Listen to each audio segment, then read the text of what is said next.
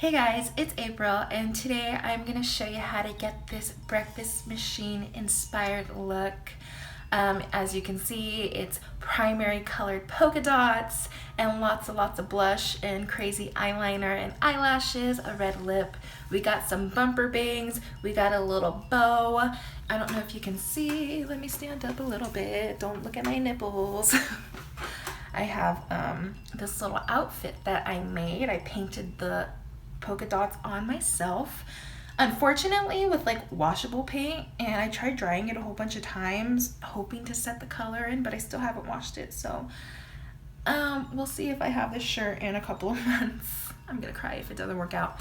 But yeah, it's a super fun, easy look inspired by like Pee-wee's Big Adventure, Breakfast Machine, like Rube Goldberg sort of intro that he's got going on.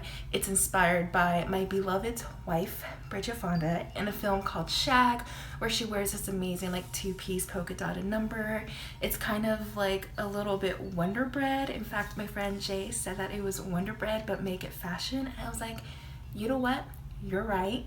And it also kind of looks a little bit like those like old school push pop orange sherbet ice creams. I'll insert a picture somewheres. But yeah, it's a super fun, easy, playful look. I think it makes a statement. And you can always just take little bits and pieces of a look that you like and incorporate it into your own style in case this is a little too much for you. But you know what? You should wear it out. I get a lot of compliments. I haven't in a long time. I did last year. I wore this look out and it was a hit. But yeah, enough of me rambling. Let's get on to the tutorial. So the very first thing I'm going to do is I'm going to prep my skin with a little bit of a luminous tacky primer.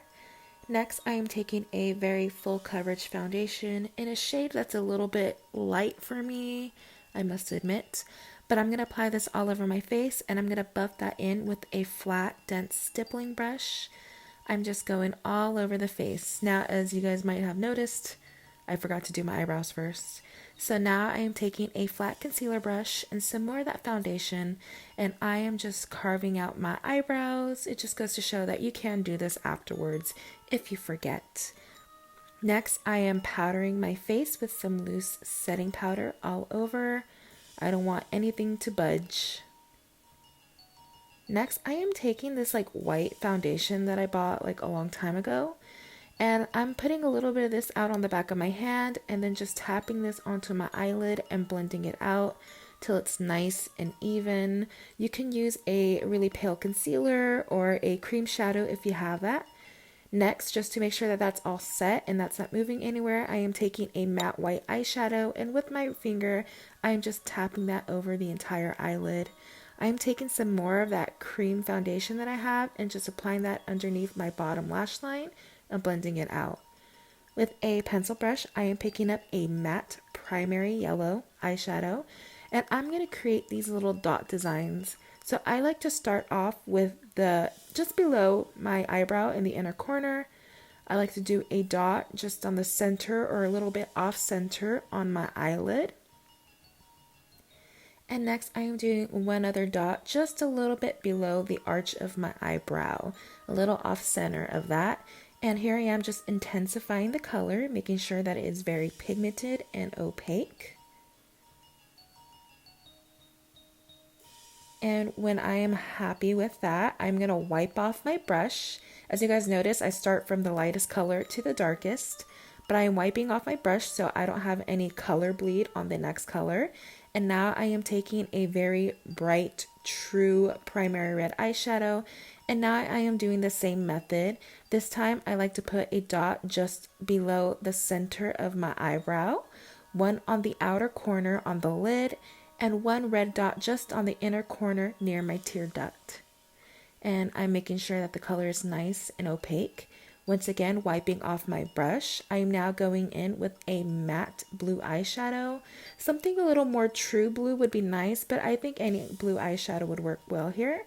And once again, I am doing little dots, this time just between the red and the yellow dot underneath the inner corner of my eyebrow.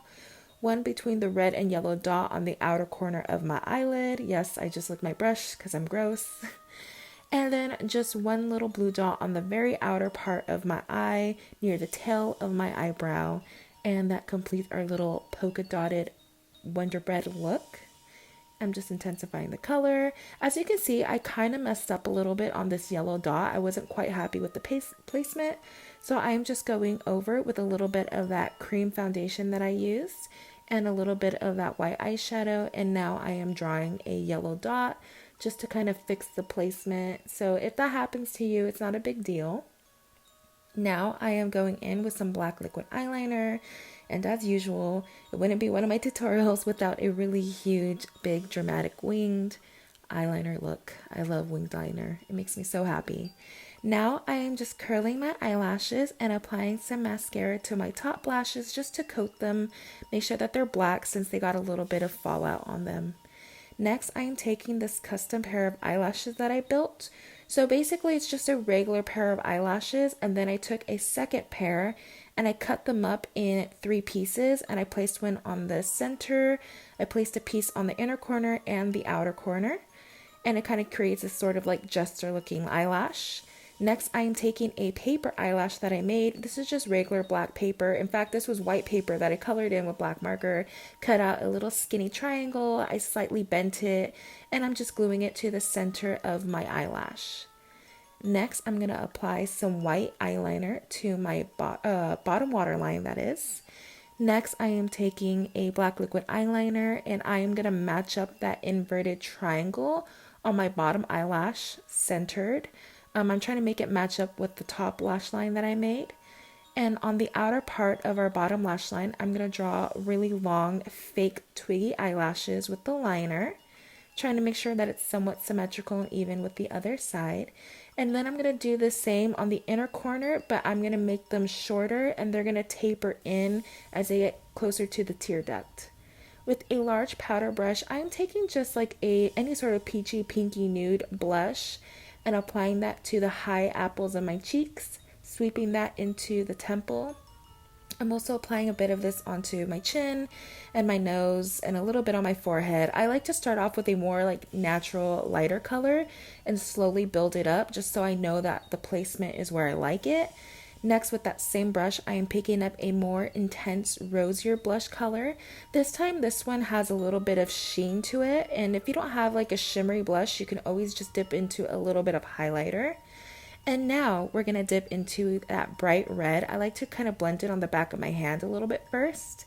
But we're going to pick up a bright red eyeshadow or blush and apply that onto the same parts of the face that we just applied blush on.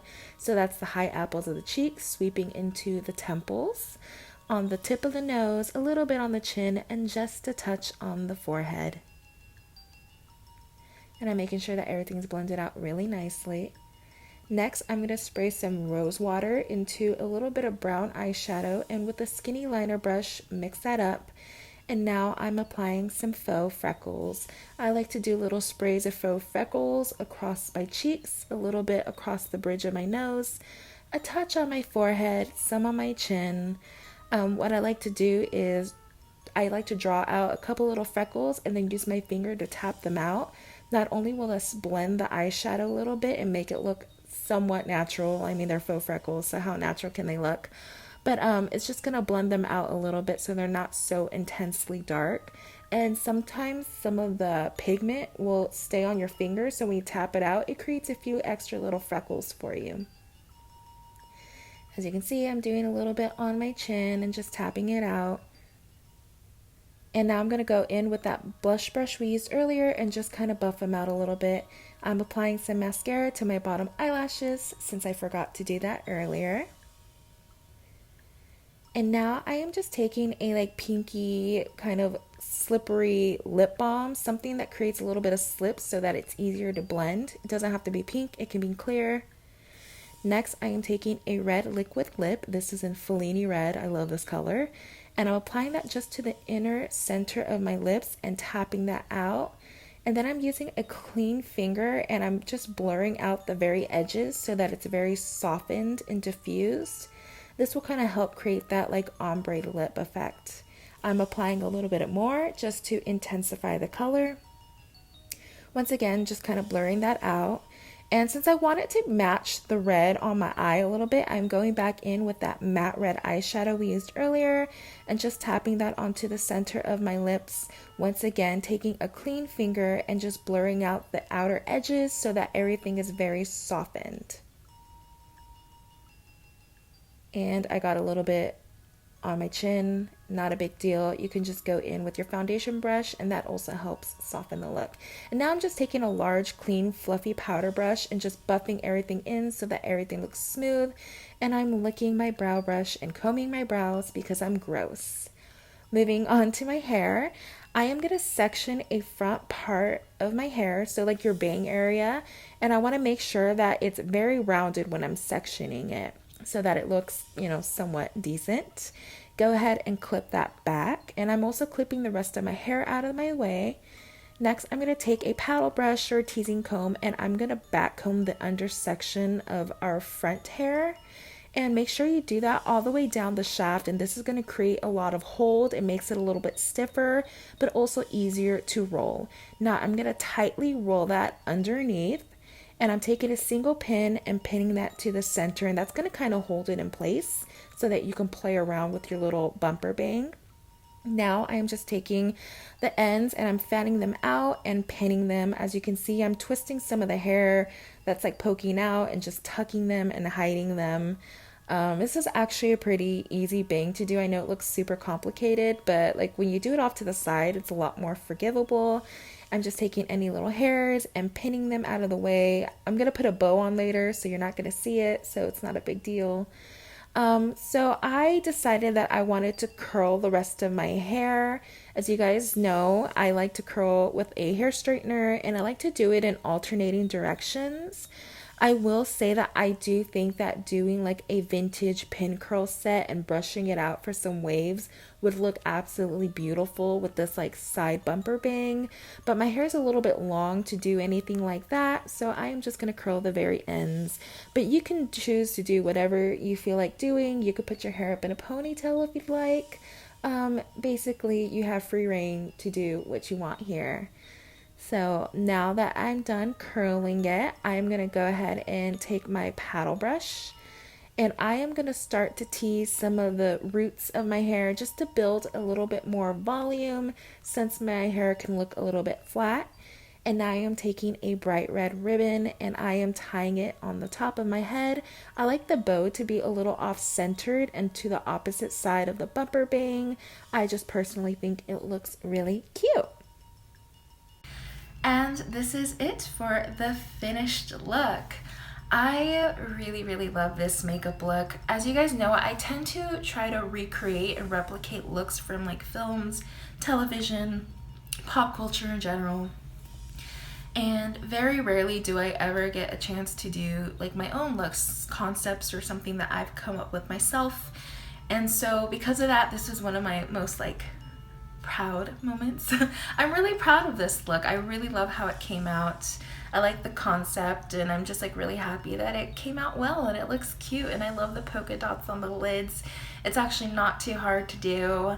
The eyelashes are really fun. I love loads of blush and the faux freckles and this blotted lip, and I just think it kind of like pulls together really nicely. Yes, it's a little clownish and garish and cartoonish, but those are three things that I love being. The bumper bangs is always a fun style. I used to do this a lot when I had shorter hair, and I was really more into doing like 1940s, early 50s sort of like finger waves, not finger waves, but like pin curls and wet sets. And I used to just do the side bumper bang all the time because it was really quick. And you know, if you're not good at doing a normal like forward facing bumper bang, you should try out the side bumper bang. It's a lot more forgivable. It doesn't have to be super symmetrical because it is off to the side. And you know, if it's a little ugly, you just like tie a bow in it and no one has to know anything. It's just a really fun, playful look. And my hair was shorter when the pictures that I used for the thumbnail, my hair was shorter. But you know what? It still works with like really long hair. I like it. It's really cute, and I'm obsessed with it. When I die, I want to look like this. Like, I don't care. Just put me in this outfit. You guys heard it here first. I want to look like this when I'm dead. I think it'll be really fun. Imagine if someone digs you up and like you look like this. I wish I could see that. But yeah, enough of me rambling. Thank you so much for watching. As always, I will be leaving a list of all the products that I used down below in the description box, as well as any other links from music to the footages that I use for my little intros and just whatever you need. Social media. I'm on Tumblr, I'm on Twitter, I'm on Instagram. You are more than welcome to follow me on any of those. And yeah, that's about it. This is going to be my last hair tutorial and makeup tutorial with my brown hair. We are going to cut it off. We are going to bleach it. We're going to have some fun. And you will be seeing that in my next video, which I'm excited about because I've never done a sort of like vlog-ish type of video. I've never done anything other than like makeup tutorials on here, so we'll see how that goes. I don't know how to film them or edit them, so that'll be interesting. Yeah. All right, well, I'm gonna wrap this up. Thank you so much for watching, and until next time, bye. Okay. Also, I have no idea why I am dad breathing so hard in the intro and outro. I sound like I ran a marathon, and I didn't. I get really nervous when I dad breathe. I'm so sorry. Just a slight observation I've made.